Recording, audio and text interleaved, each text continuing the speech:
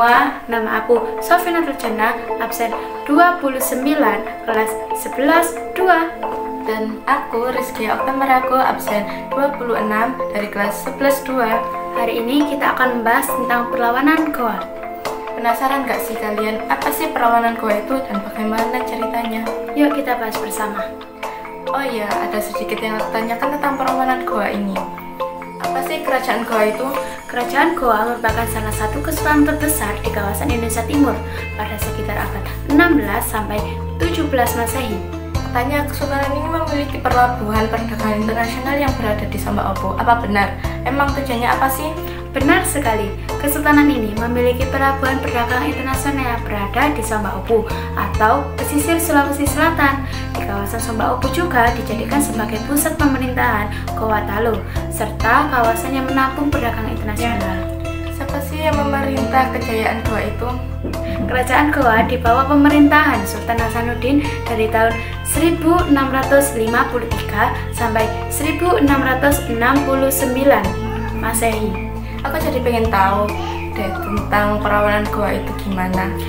Ayo kita bahas bersama. Jadi, kerajaan Goa dan Talo di kehidupan politik pada abad ke-17 di Sulawesi Selatan telah muncul beberapa kerajaan kecil seperti Goa Talo, Sopeng, dan Bone. Di antara kerajaan-kerajaan tersebut, yang kemudian muncul sebagai kerajaan besar ialah Goa dan Talo atau lebih dikenal dengan nama Kerajaan Makassar. Faktor yang membawa perkembangan kerajaan Makassar adalah sebagai berikut. 1. Terletak di tepi sungai. 2. Letak Makassar yang sangat strategis dalam lalu lintas perdagangan antara Malaka dan Maluku. 3. Jatuhnya Malaka ke tangan Portugis pada tahun 1511. 4. Beralihnya sistem pemerintahan di Jawa Tengah bercorak agraris. Pada tahun 1605, penguasa dari kerajaan kembar Goa dan Talo memeluk agama Islam. Raja Talo bernama Karaeng Mataoya yang bergelar Sultan Abdullah dengan julukan awal Islam. Dan Raja Goa bernama Daeng Manrabia dengan gelar Sultan Alauddin. Kerajaan Goa Talo berkembang di bawah pemerintahan Muhammad Said pada tahun 1639 sampai 1653. Puncak kejayaan pada masa pemerintahan Sultan Hasanuddin dari tahun 1654 sampai 1670. Sultan Hasanuddin mendapat julukan ayam jantan dari timur karena keberaniannya menentang monopoli Belanda. Usaha-usaha penetrasi kekuasaan terhadap Makassar dilakukan oleh VOC dalam rangka melaksanakan politik monopoli perdagangan. Hubungan Makassar VOC yang semula baik kemudian retak dan akhirnya menjadi permusuhan. Pertempuran besar meletus pada tahun 1666 ketika Makassar di bawah pemerintahan Sultan Hasanuddin. Dalam pertempuran ini, VOC di bawah pimpinan Superman berkualiti dengan Kapten Joker dari Ambon dan Arupalaka Raja Bone. Perlawanan Hasanuddin berhasil dipatahkan dan para pemimpin yang tidak mau tunduk kepada VOC seperti Krayon Galesong dan Monte Marano melarikan diri ke Jawa.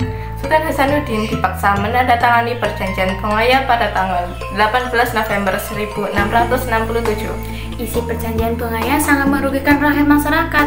Isinya seperti 1. Wilayah Makassar terbatas pada Goa, wilayah Bone dikembalikan kepada Arupalaka. 2. Kapal Makassar dilarang berlayar tanpa seizin VOC. 3. Makassar tertutup untuk semua bangsa kecuali VOC dengan hak monopolinya. 4.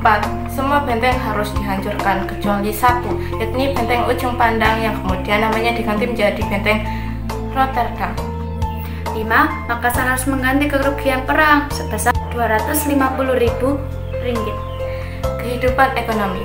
Untuk menunjang Makassar sebagai pelabuhan transit dan untuk mencukupi berbagai kebutuhan, maka Kerajaan Makassar menguasai daerah-daerah sekitarnya seperti Kerajaan Bone, Pulau Selayar, Buton, Lombok, dan Sumba di Nusa Tenggara Barat.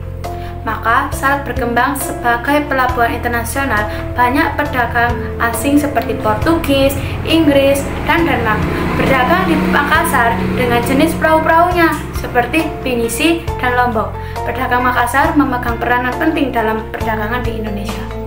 Untuk mengatur pelayaran dan perniagaan dalam wilayahnya, maka disusunlah hukum niaga dan perniagaan yang disebut Ade Alopio Ping Bisaranse Pabalue dan sebuah naskah lontar karya Amanah Hapa. Selanjutnya, kehidupan sosial budaya. Makassar sebagai kerajaan maritim dengan sumber kehidupan masyarakatnya pada aktivitas pelayaran dan perdagangan, maka sebagai besar kebudayaannya sangat dipengaruhi oleh keadaan tersebut. Hasil kebudayaannya yang terkenal dari Makassar adalah perahu pinisi dan perahu lambung. Selanjutnya, kemunduran kerajaan Makassar akibat adanya perjanjian Bongaya yang sangat merugikan Makassar meskipun perlawanan terhadap VOC muncul kembali pada tahun 1667 sampai 1669 Makassar berhasil dihancurkan dan selanjutnya dinyatakan sebagai milik VOC. Jadi sudah jelas ya gimana perlawanan Goa. Jadi kita pamit undur diri dulu. Dadah. Masyarakat Makassar 29 Sultan Hasanuddin dipaksa mendat